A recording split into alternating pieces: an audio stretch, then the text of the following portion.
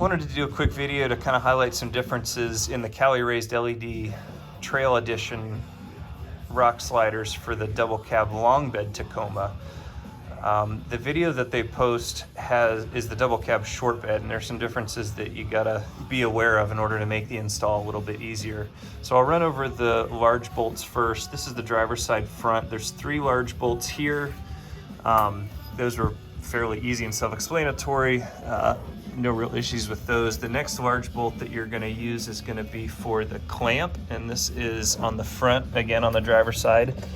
In the video online they talk about needing 3 per side. In the double cab long bed you only need 2 per side. You need a short one in the front and a long one in the back. The next large bolt you come to is going to be not in the middle, but almost at the very back. You're going to have this is the long clamp that I mentioned. This is the one that you have to install backwards. I believe the video says you need to install the front one backwards, but it's actually this one.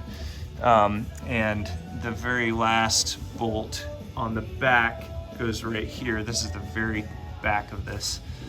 The reason you've got to install that bolt backwards is the brake lines. So the brake lines run right against the frame. They're held on by a little bracket here that you have to pop out in order to pull this away to give yourself space to install this back plate and the bolt.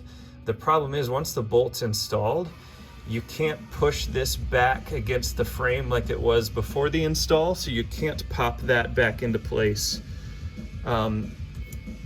I'm probably going to put a piece of rubber in between there just to protect from any vibrations. I don't want that brake line to be damaged over time with vibrations. As far as the smaller bolts that they include with the package, there are only 3 of those on the driver's side that I could find holes for. This was the initial one. This is another one of the differences between the video online and the double cab long bed is they talk about needing to remove this bolt and then using that to hang the sliders on as you do the install. That's actually not used at all in the double cab long bed, so don't bother taking that out. I used this bolt for that purpose. The issue with these small bolts here and the bracket is the hole here is too big for the small washers, so I had to add an additional larger washer that I had left over to keep the small washer from dropping into that hole.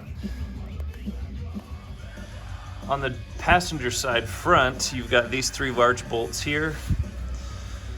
Moving back, this is another large bolt there. That, like I had mentioned on the opposite side, is the short clamp bolt. And then in the rear, you've got the long clamp bolt. Moving back to the rear, you've got 2 more large bolts, one of them here, and one of them here on the very back. That's the long clamp bolt that I had mentioned. I was able to fit a small bolt here and 3 small bolts here. Just like on the other side, you do not need to remove this bolt. This is the one that you'll use to hang the slider on at the beginning of the install. And then of course the same issue with the washers on this side.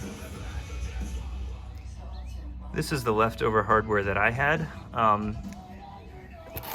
There are a couple of holes on the frame where it looks like you should have these installed, but the problem is there's no corresponding hole on the bracket. So at least for the 2016 double cab long bed, this is the leftover hardware that I had.